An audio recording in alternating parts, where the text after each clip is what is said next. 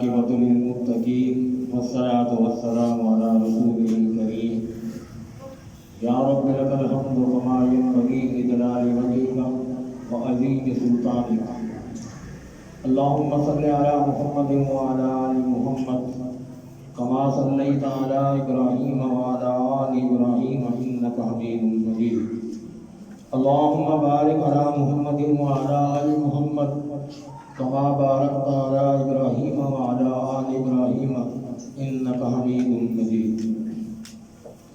اللہ کا شکر ہے، اللہ نے ہمیں ایک اور رمضان عطا فرمایا، اور اللہ سے دعا ہے کہ اللہ تعالیٰ اس پورے رمضان کی برکتوں سے ہمیں مستفید فرمائے۔ ہم میں سے کچھ ایسے بھی ہوں گے جو پچھلے رمضان میں ہمارے ساتھ تھے، اب نہیں ہیں۔ یہ اللہ کا کرم ہے، اللہ ان کی مغفرت فرمائے۔ ہم پر یہ کرم ہے کہ ہم پھر موجود ہیں، پھر اس مہینے کی نیکیاں سمیٹنے کے لیے موجود ہیں۔ اللہ تعالیٰ ہمیں یہ نیکیاں سمیٹنے کی توفیق عطا فرمائے۔ نماز میں قرآن تو سن رہے ہیں، سب سن رہے ہیں، تو یہ سوچا کہ تھوڑا سا مختصر سا آدھا گھنٹے کا 20 منٹ 25 منٹ آدھا گھنٹہ لگا کے کچھ چند آیتوں کی خلاصہ اور تفسیر بیان کر دی جائے کہ اللہ رب العزت قرآن میں ہم سے کیا مخاطب ہیں، کیا فرما رہے ہیں۔ ہم نے جو سنا اس میں ہمیں خاموش کھڑے رہے، ہم نے آواز سے فائدہ اٹھایا، کیا خوبصورت آواز سنی، قرآن سنا، لیکن اس کے مطالب اور اس کے ماخذ کا ہمیں پتہ نہیں کہ اللہ ہم سے مخاطب کیا ہے، وہ اپنا کہنا کیا چاہ رہا ہے۔ تو اس کے لیے کرنا سی کوشش ہے، اللہ تعالیٰ قبول منظور فرمائے، اور ہمیں یہ تبلیغ کرتے رہنے کی ہمیں اللہ تعالیٰ ہمت اور طاقت عطا فرمائے۔ آج الحمدللہ پہلا سپارہ شروع کیا گیا ہے، اس میں ایک تو سورۃ فاتحہ ہے، اس کے بعد سورۃ بقرہ ہے۔ سورۃ بقرہ تو آگے چلتی رہے گی، دوسرے میں بھی تیسرے سپارے کے نصف تک جائے گی، 2.5 سپاروں کی ہے۔ تھوڑا مختصر خلاصہ کرتے ہیں۔ یہ سورۃ فاتحہ کے لفظی معنی کھولنے والی، یہ قرآن کو کھولے تو پہلے فاتحہ آ جاتا ہے۔ یہ فاتحہ ہے، یہ لب لباب ہے۔ اللہ رب العزت نے پورے 30 سپاروں میں جو کچھ بھی فرمایا ہے، جو بھی اللہ نے احکامات دیے ہیں، جو اس میں اللہ بیان کرنا چاہ رہے ہیں، اس کا لب لباب یہ سورۃ فاتحہ، یہ نچوڑ ہے۔ جیسا کہ آپ کوئی کتاب لیتے ہیں، اس کتاب میں پہلے وہ دیباچہ یا پیش لفظ یا مقدمہ کے نام سے چھوٹا سا ہوتا ہے کہ اس کتاب کو اس کا جو لکھنے والا ہے وہ لکھتا ہے کہ میں نے یہ کتاب کیوں لکھی، کیا ضرورت پیش آئی، اور میں نے اس کتاب میں بتایا کیا ہے۔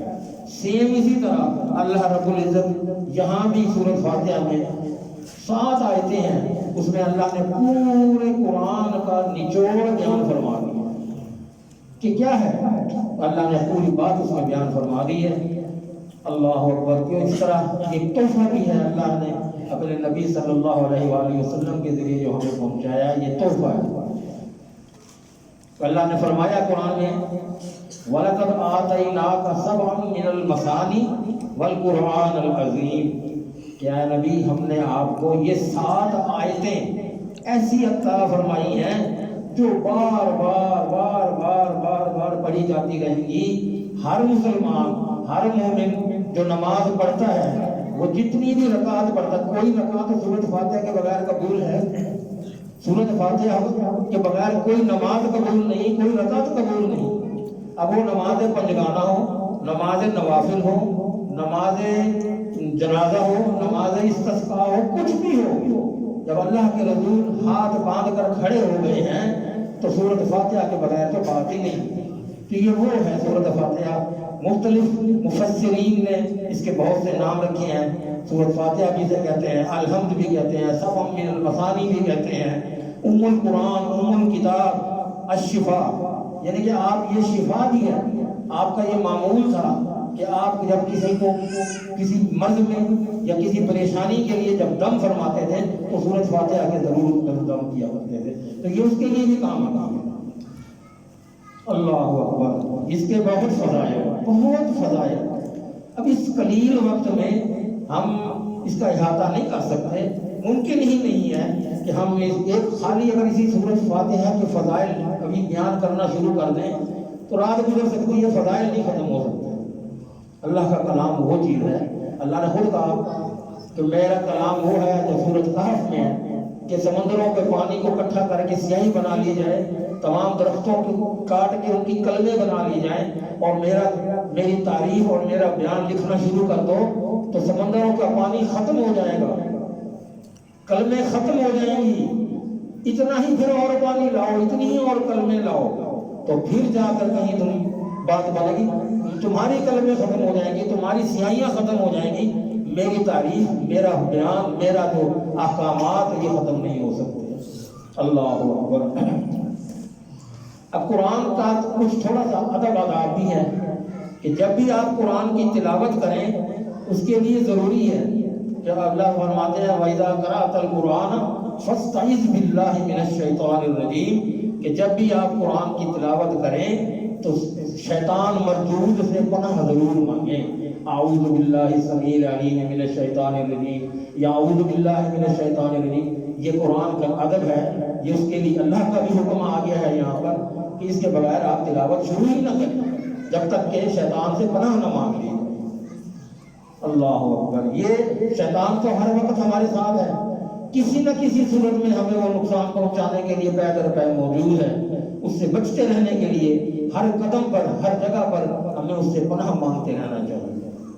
یہ تو مختصر سا اس کا کچھ تھوڑا سا، ابھی تو بہت اس کا تعامل کر سکتے ہیں۔ اب یہ بات اس میں ہے کیا؟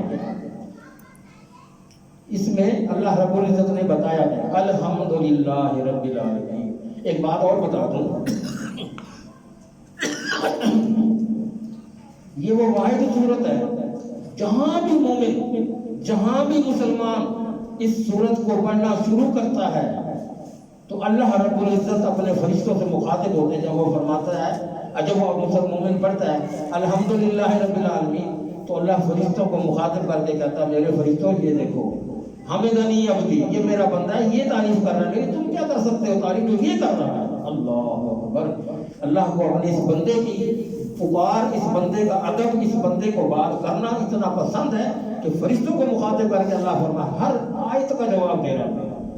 جہاں جہاں جو مسلمان سورت کی یہ 7 آیتیں ہیں وہ 7 آیتیں پڑھتا ہے، ہر آیت میں اللہ رب العزت فرشتوں کو مخاطب کر کے ان کو بتاتا ہے کہ یہ ہے، یہ دیکھو میرا بندہ یہ کر رہا ہے، یہ مجھ سے، یہ مجھے رحمان مان رہا ہے، یہ مجھے اکیلا مان رہا ہے، یہ مجھ سے پناہ مانگ رہا ہے، یہ مجھ سے خیر مانگ رہا ہے، مجھ سے صراط مستقیم مانگ رہا ہے۔ اللہ اپنے فرشتوں کو مخاطب کر کے یہ بتاتا ہے، اور یہ دعا بھی ہے اور یہ عہد بھی ہے۔ عہد ہے، ہم اللہ سے عہد کرتے ہیں۔ کیا عہد کرتے ہیں؟ کہ پہلے تو اس کی تعریف کرتے ہیں کہ اللہ الحمدللہ رب العالمین، کہ اللہ تمام تعریفیں تیرے لیے، جتنی بھی تعریف ہے تو ہی تعریف کے لائق ہے، تو ہی تعریف کے قابل ہے۔ کون ہے تو ہمارا رب ہے، تو ہمیں پالنے والا ہے، ہمیں بھی نہیں عالمین تمام جہانوں کو پالنے والا ہے۔ تو اپنا ہاتھ کھینچ لے ہمیں نہ پالے تو ہم کس قابل، ہم کہاں کے ہیں، ہمارا تو کوئی مقام ہی نہیں ہے۔ یہاں پر یہ الرحمن الرحیم، پھر ہم اس کی صفات بیان کرتے ہیں کہ اللہ تو رحمان ہے، تو رحیم ہے، ہم سے خطائیں سرزد ہو جاتی ہیں، ہم خطا کے پتلے ہیں، بحیثیت بشری تقاضوں میں ہم سے کوئی چھوٹی موٹی خطا ہو جاتی ہے، بڑی بھی ہو جاتی ہے، تو پھر بھی معاف فرمانے والا ہے، تیرا حکم ہے، تیرا فرمان ہے کہ اے بندے تو خطا کر کے میرے پاس آ کے مجھ سے معافی مانگ لے، گناہوں کی مجھ سے وہ معافی مانگ لے، میں معاف کر دوں گا، کیوں کہ میں رحمان ہوں، میں رحیم ہوں۔ یہ ہم اس کی صفات، ہم اس کا عہد کرتے ہیں کہ اللہ تو واقعی رحمان الرحیم ہے، ہم زبان سے اقرار کر کے بتا رہے ہیں۔ آگے کیا کہتے ہیں؟ مالک یوم الدین، اب ہم اس کا مقام اس کو بتا رہے ہیں کہ قیامت کے دن کا بھی تو ہی اکیلا مالک ہے۔ قیامت کا دن جو برپا ہوگا، جس کے بارے میں آگے کہیں پڑھیں گے ہم انشاءاللہ زندگی بخیر، تو 50,000 سال کا ایک دن ہوگا، تو اللہ رب العزت کیا ہم کہہ رہے ہیں اللہ تو اس قیامت کے دن کا بھی تو اکیلا ہی مالک ہے۔ اب ہم اس سے عہد کیا کر رہے ہیں؟ اب ہمارا اور اللہ کا عہد آ رہا ہے۔ ہم پڑھتے تو روز ہے نا، دن میں ہر نماز میں فاتحہ پڑھتے ہیں، کبھی اس طرح غور کی نہیں کیا ہم نے۔ اب کیا عہد کر رہے ہیں؟ ایاک نعبد و ایاک نستعین، اے اللہ صرف اور صرف تیری ہی عبادت کریں گے اور کر رہے ہیں، کرتے رہیں گے، وَإِيَّاكَ نَسْتَعِينُ، اور صرف تجھ ہی سے اس کی مدد، ہم اپنی مدد مانگتے ہیں، اپنی ہر مسئلے کی، ہر پریشانی کے لیے تجھ ہی سے مدد مانگتے ہیں۔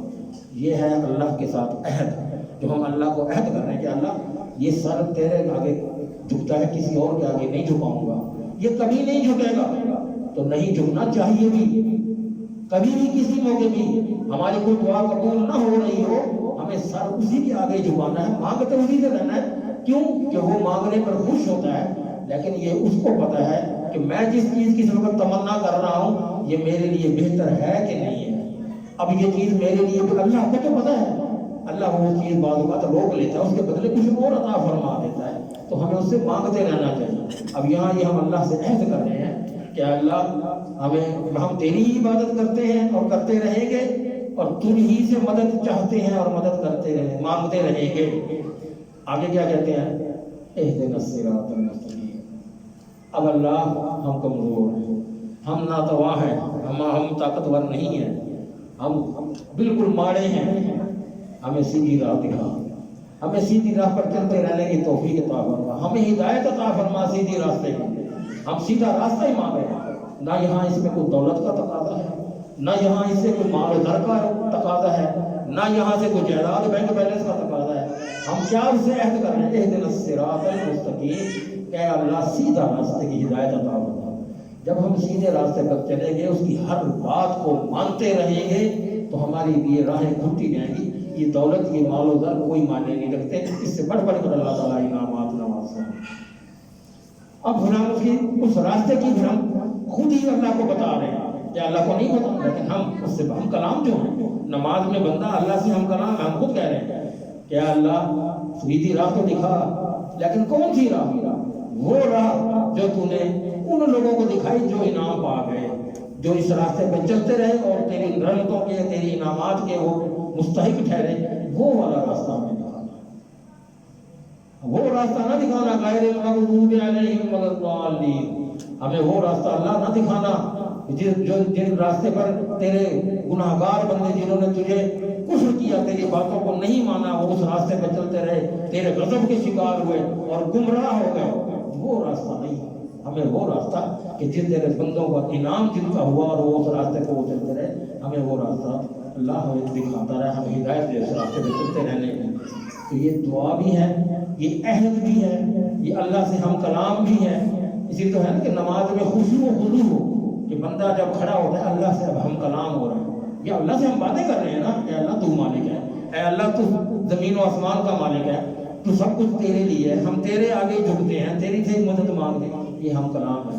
تو اس لیے نمازوں میں ہمیں کتنا خشوع و خضوع ہونا چاہیے کہ ہم اس عظیم ہستی سے ہم کلام ہیں۔ یہاں ایک انسان، ایک عام چھوٹا سا ڈی سی کو، یہ کاؤنسلر کو، یہ ہم اس سے بات کرتے وقت فخر محسوس کرتے ہیں کہ یار آج میرے سے ڈی سی نے بات کی، آج میرے سے وزیر اعظم نے بات کر لی۔ ارے ہم کائنات کے مالک سے، رب العالمین سے مخاطب ہیں، اس رب سے ہم مخاطب ہیں۔ یہ ہمارے لیے انعام ہے، اس نے ہمیں اس قابل بھی سمجھا کہ ہمیں اپنے سے مانگنے کا سلیقہ بھی سکھایا اور مانگنے کا طریقہ بھی بتایا، اور ہم اس کو مانگنے کی توفیق بھی سے مانگتے ہیں کہ اللہ ہمیں اس لیے توفیق دے کہ مانگتے بھی رہے تجھ سے۔ یہ مختصر سا خلاصہ تھا سورۃ فاتحہ کا، جو اس سے زیادہ لمبا کریں گے تو بہت ٹائم ہو جائے گا، نماز بھی پڑھنی ہے۔ اس کے بعد سورۃ البقرہ شروع ہو جاتی ہے، یہ مدنی سورت ہے۔ سورۃ فاتحہ مکی سورت تھی، وہ نبی کریم صلی اللہ علیہ وسلم نے جب ہجرت آپ تشریف لے گئے تھے تو وہ ہجرت میں جانے سے کچھ عرصہ پہلے وہ نازل ہوئی تھی سورۃ فاتحہ۔ اس کے بعد اب آگے بقرہ ہے، یہ مدنی سورت ہے۔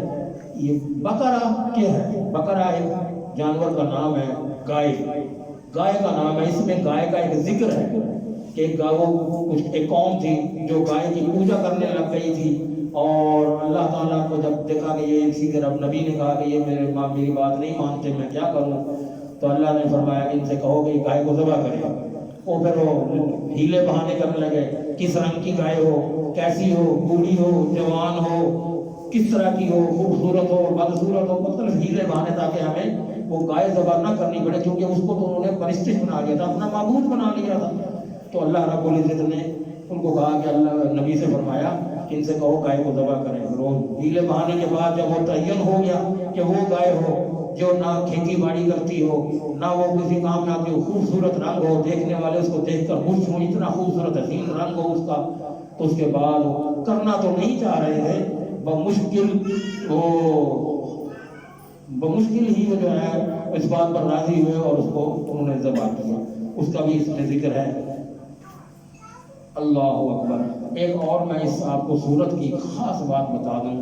صحیح مسلم کی ایک حدیث ہے, حضرت ابو ہریرہ رضی اللہ تعالیٰ عنہ فرماتے ہیں, آپ سے ان کی روایت ہے کہ رسول اللہ صلی اللہ علیہ وسلم نے فرمایا, اپنے گھروں کو قبرستان نہ بناؤ, مقبرہ نہ بناؤ. کیوں کہ شیطان اس گھر سے بھاگ جاتا ہے جس گھر میں سورۃ بقرہ پڑھی جاتی ہے. روزانہ کا معمول بنا لیں. اگر خود پڑھنے کا ٹائم ہو تو جو مزہ خود پڑھ کے اور اپنے گھر میں بیٹھ کے آواز بلند پڑھ کے, تاکہ آپ کے پورے گھر میں اس کی آپ کی آواز گونج سکے, وہ کر لیں. تو بھی نہیں تو آج کل تو بہت میڈیا کا دور ہے, وہ کوئی سی ڈی یا کوئی کیسٹ یا کوئی اس قسم کی کوئی چیز وہ آپ لگا کے تلاوت اس کو چلا دیں, تاکہ وہ پھر آپ کی وہ آواز اس کی تلاوت کی پورے گھر میں گونجے. یہ باعث برکت ہے کہ ہم اس کی بقرہ کی سورۃ بقرہ کی تلاوت شیطان کو بھگانے کے لیے, شیطان اس گھر میں داخل ہی نہیں ہوتا جہاں سورۃ بقرہ کی روز تلاوت کی جاتی ہے. ہم غور نہیں کرتے. اللہ کے کلام کی ایک آیت کے ساتھ ساتھ ایک حرف, ایک زیر زبر ہمارے لیے مشعل راہ ہے. ہمیں اس سے سیکھنا ہے, ہمیں اس کو اپنی زندگی کا حاصل بنانا ہے. اللہ اکبر. آگے جناب یہ اس میں بہت سی اور نمازوں کا ذکر آیا. اس کے نمازیں پڑھنی کس طرح ہے, نمازوں کا ہے کہ رمضان کے روزوں کا ذکر اس میں آ رہا ہے. شہر رمضان الذی انزل فیہ القرآن, یہ وہ رمضان ہے جس میں قرآن نازل کیا گیا.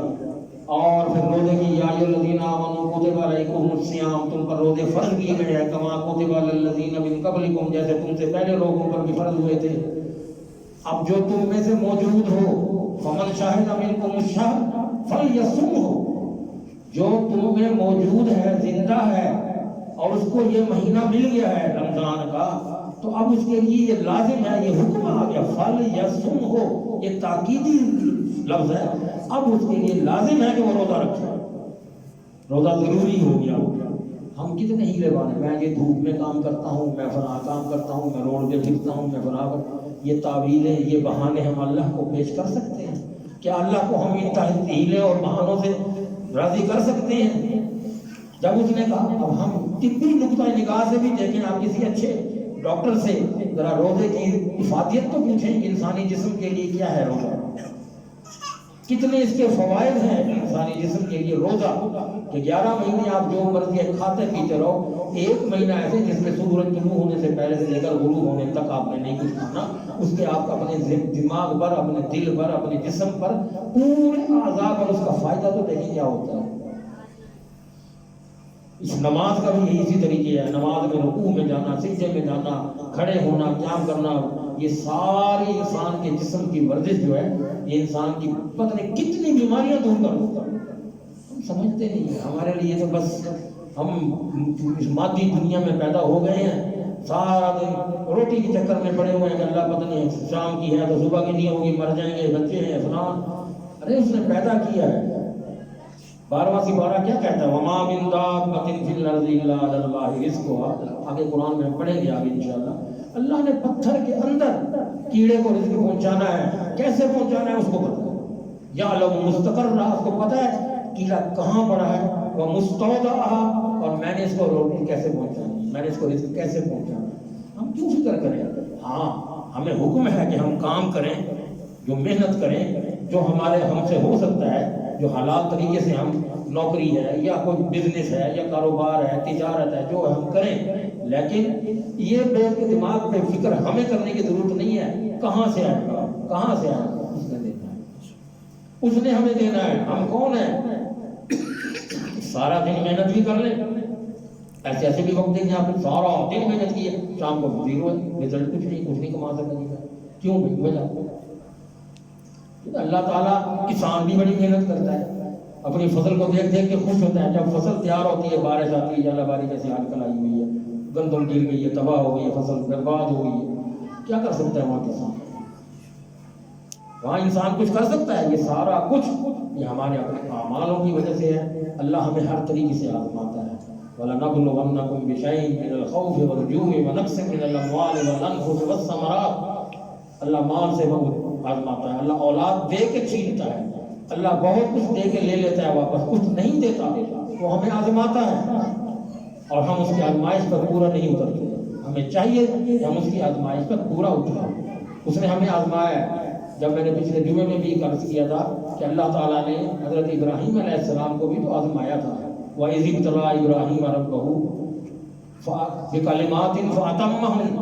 اللہ نے جب ابراہیم کو پتہ نہیں کتنی چیزوں سے آزمایا، کس کام پہ، کس مقام پہ آزمایا، اور ابراہیم علیہ السلام نے کہیں قدم نہیں ڈگمگائے ان کے، کہیں تھک ہار کے نہیں بیٹھے، کہیں انکار نہیں کیا، کہیں جواب نہیں دیا، اس حد تک پرفیکٹ ہوئے کہ اللہ نے کیا کہا؟ انی جاعلک للناس اماما، کہ میں پورے انسانیت کے لیے، قیامت تک آنے والے تمام انسانوں کے لیے تجھے امام بنانے لگا۔ آج ہم جو دین پڑھ رہے ہیں، جو نماز پڑھ رہے ہیں، جو قربانیاں کر رہے ہیں، جو ہم صدقات زکوٰۃ خیرات کر رہے ہیں، یہ دین ابراہیمی ہے۔ اللہ نے نبی صلی اللہ علیہ وسلم کو فرمایا کہ تو اتباع کر ملت ابراہیم حنیفہ، ابراہیم کی، اور ہمیں کیا کہا کہ تم محمد کی پیروی کرو، محمد کی اتباع کرو۔ ان کو کہا کہ تم ابراہیم کی پیروی کرو، ہمیں کہا محمد کی پیروی کرو صلی اللہ علیہ وسلم۔ تو اب بتائیے کون سا دین ہم اپنائے ہوئے ہیں؟ وہ دین ابراہیمی بھی تو چل رہے ہیں۔ یہ جب حج پہ جاتے ہیں، یہ کیا ہے؟ یہ دین ابراہیمی ہے۔ یہ صفا مروہ پہ پھر بھاگتے ہیں، یہ کیا ہے؟ یہ کنکریاں مارتے ہیں، یہ کیا ہے؟ یہ کعبے کے 7 چکر لگاتے ہیں، یہ کیا ہے؟ یہ سارا حضرت ابراہیم علیہ السلام کا اعمال تھے، ان کے عمل تھے، اللہ کے حکم سے انہوں نے یہ سب کچھ کیا۔ وہ ہمارے لیے آج تک، بلکہ رہتی دنیا تک یہ رہتی ہے۔ اسی میں وہ آیت بھی ہے، وہ میں نے پچھلے جمعے میں کہا تھا کہ حضرت آدم علیہ السلام کو اللہ نے کس طرح پیدا کرنا کیا، اور کس طرح فرشتوں نے انکار کیا تھا کہ اللہ نہ بنائے۔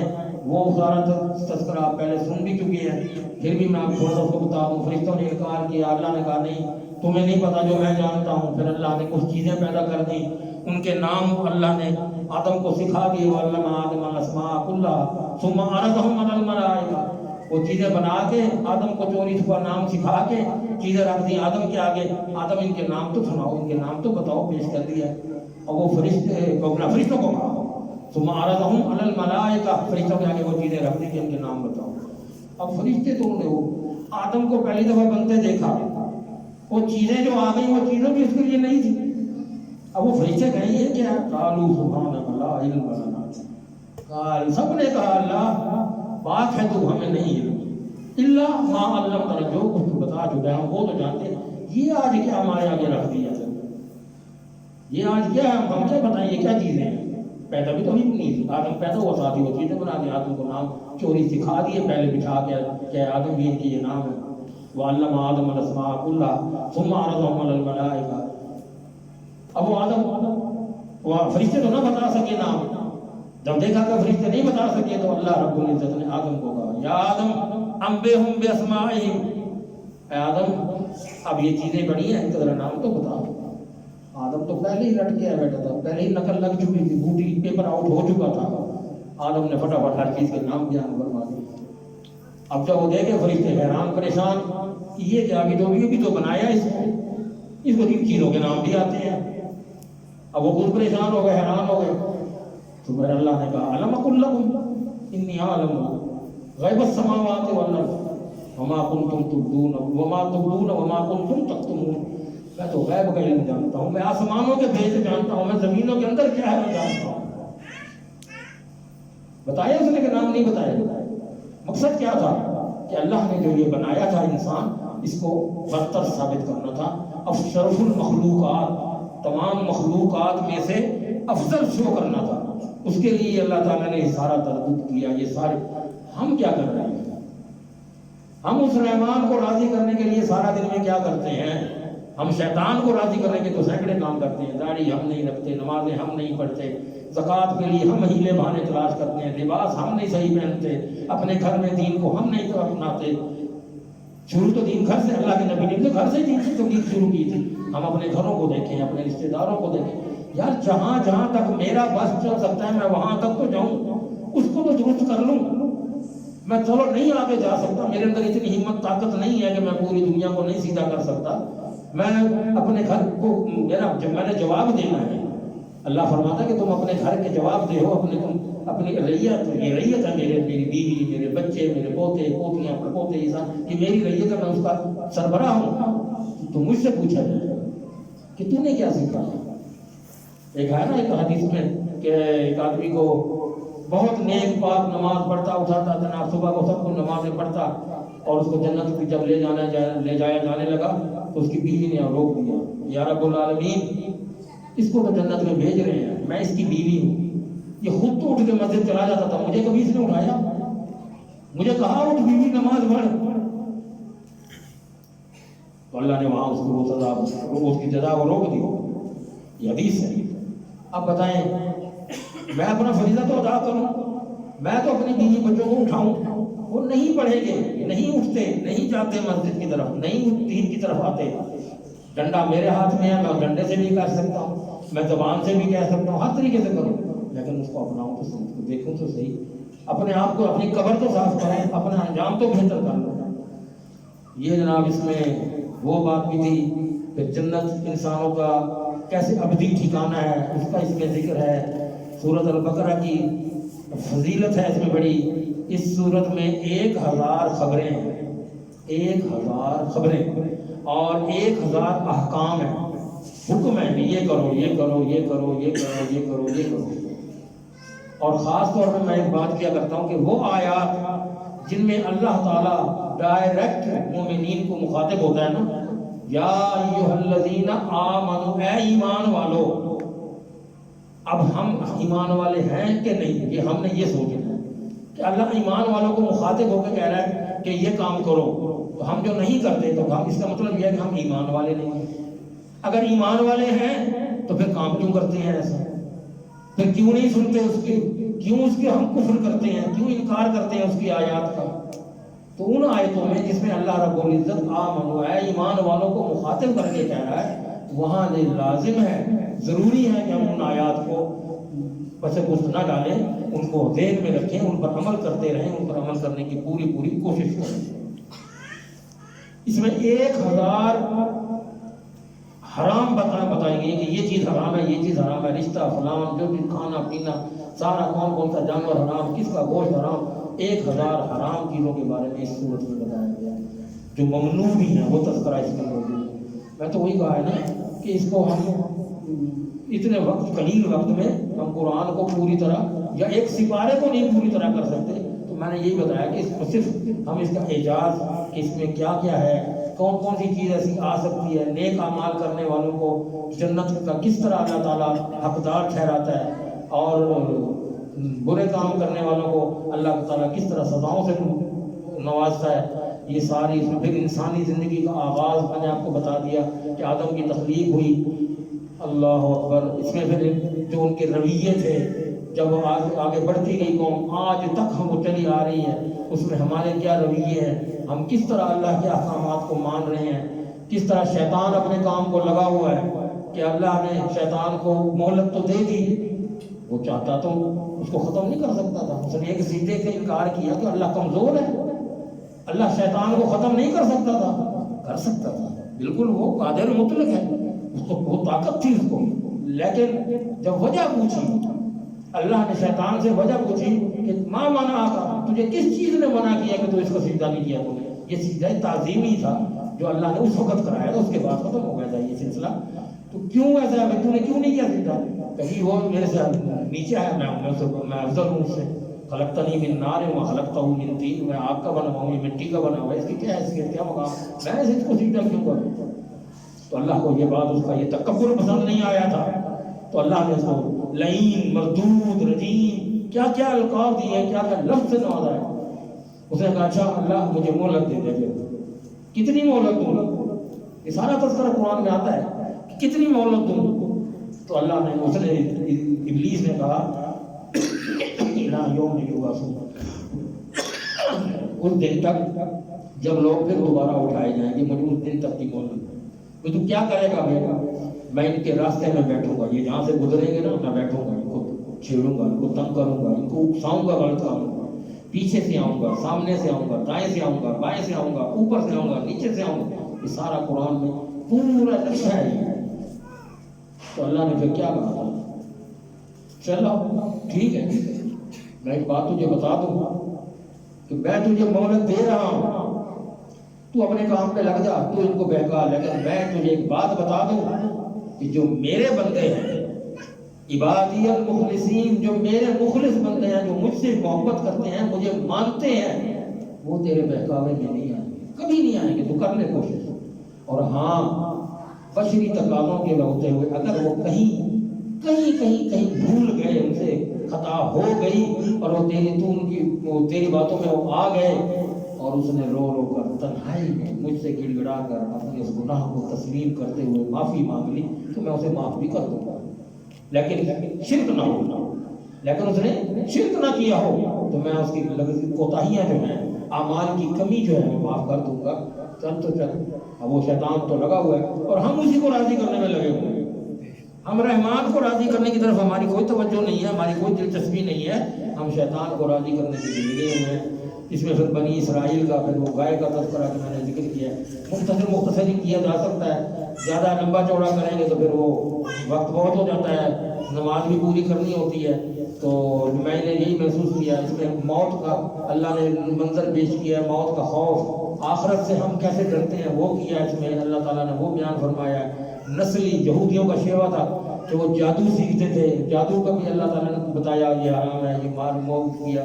اب اس میں بنی اسرائیل کی کارستانیوں پر ایک نظر ڈالی کہ بنی اسرائیل کیا کیا کرتے تھے۔ پھر حضرت ابراہیم علیہ السلام اور حضرت اسماعیل علیہ السلام کا ذکر بھی اللہ تعالیٰ نے اس صورت میں فرمایا کہ وہ اللہ تعالیٰ نے کیسے ابراہیم علیہ السلام کو آزمایا تھا اور وہ کیسے وہ پورے اترے تھے، اور کس طرح پھر ان کو بیت اللہ کی تعمیر کا حکم دیا گیا، بیت اللہ تعمیر کی گئی اور انہوں نے دعا کی، اور اس دعا کے نتیجے میں آج ہم اللہ نے ہمیں وہ محمد صلی اللہ علیہ وآلہ وسلم کی صورت میں نبی، مشفق نبی، رحمت للعالمین ہمیں نصیب ہوا۔ ہم اس کو مانیں تو صحیح، اس کے قدم سے قدم پہ تو چلیں، اس کی اتباع تو کریں، اس کا فائدہ تو کیا ہونا ہے، ہمارا فائدہ ہے، جو ہم اس کی طرف توجہ نہیں دیتے۔ اللہ تعالیٰ ہمیں قرآن کو صحیح طور پہ سمجھنے کی، اس پر عمل کرنے کی توفیق عطا فرمائے، اور اس کے اندر جو کچھ بھی ہے اس سے ہمیں کچھ حاصل کرنے کی توفیق عطا فرمائے کہ ہم حاصل کر لیں یہ ہے کیا، یہ اللہ کا کلام ہم سے مانگتا کیا ہے، کہتا کیا ہے، اللہ نے ہمیں بات کرنے کی، یہ اللہ نے ہم سے بات کرنے کا ایک راہ اپنائی ہے کہ وہ کس طرح ہم سے بات کرتا ہے اور کیا چاہتا ہے، ہم اس پر پورا اترنے کی کوشش کریں۔ وآخر دعوانا الحمدللہ رب العالمین۔ جزاک اللہ خیر، جزاک آپ نے ٹائم دیا، اللہ تعالیٰ آپ کو یہ قبول فرمائے۔